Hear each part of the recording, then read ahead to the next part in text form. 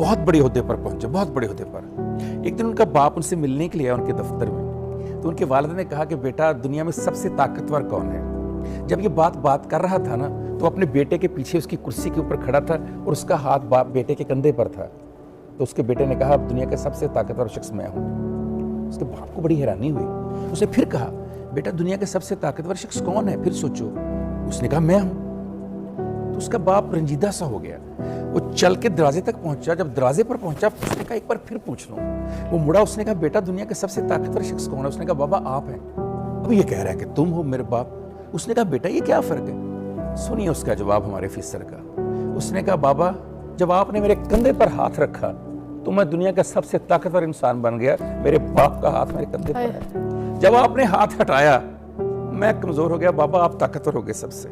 ये वो हाथ होता है दस्ते शफकत बाप का, कि जिस घर में ऊपर हो, जिस औरत के ऊपर हो, जो उसकी बीवी होती है, जो उसकी बहन होती है, जो उसकी बेटी और बेटा होता है, जब तक वो हाथ रहता है आपके ऊपर आप दुनिया के सबसे ताकतवर शख्स होते हैं। क्या दुनिया का जो पहला इंसान बनाया गया क्या वो बाप नहीं था? हजरत आदम अलैहिस्सलाम। जो इंसानियत का आगाज हुआ, जो इंसानों का आगाज हुआ, जो तख्लीक है वो तो औरत करती है, लेकिन रब पहले मर्द को पैदा कर रहा है। इसलिए पहले मर्द को पैदा किया ये बताने के लिए कि उस औरत की हिफाजत के लिए, तहफ़्फ़ुज़ के लिए मुझे एक मर्द चाहिए, तब मैं औरत पैदा करूं। उसी मर्द को हम, उसी माँ या वही घर का माहौल जो है कमजोर करता है। कैसे कमजोर करता है? पहले तो माँ कहती रहती है कि आप जाएं कमा के लाएं, आप जाएं मेहनत करें, मेरे बच्चों को ये चाहिए, मुझे कपड़े चाहिए, मुझे घर चाहिए, मुझे जेवर चाहिए, मुझे गाड़ी चाहिए, मुझे आसाइशें चाहिए, मेरे बच्चों को फीसें चाहिए। वो बेचारा सुबह जाता है रात को आता है, सारी जिंदगी इसी मेहनत में गुजार देता है। जब 60 साल की उम्र में रिटायर होता है या वो बुजुर्गी की तरफ जाता है तो फिर कहा जाता है आपने अपनी औलाद को टाइम ही नहीं दिया, तुमने कब पाला औलाद को तो मैं पालती रही।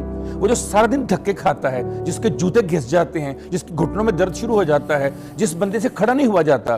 फिजा में बचपन में सोचा करता था घिस क्यों जाती है, क्या वजह है कि मेरे वालिद की जो एड़ियां हैं उसको बदलना पड़ता है 6 महीने के बाद, और क्या वजह है कि मेरे वालिद रात को आकर कहते हैं मेरी टांगे तो बेटा दबाना। औलाद के लिए, उसी बीवी के लिए, उसी घर की आसाइशों के लिए जूते घिस जाते हैं। आज मुझे पता चला जूते कैसे घिसते हैं। तो जिस शख्स ने आपके लिए जूते भी घिसा दिए, जिसने अपनी टांगे भी घिसा दी, जो सुबह से लेकर रात तक अपने घर से दूर रहता है, जब आप सोए होते हैं वो सुबह जाता है, जब वो आता है आप उस वक्त भी सोए होते हैं।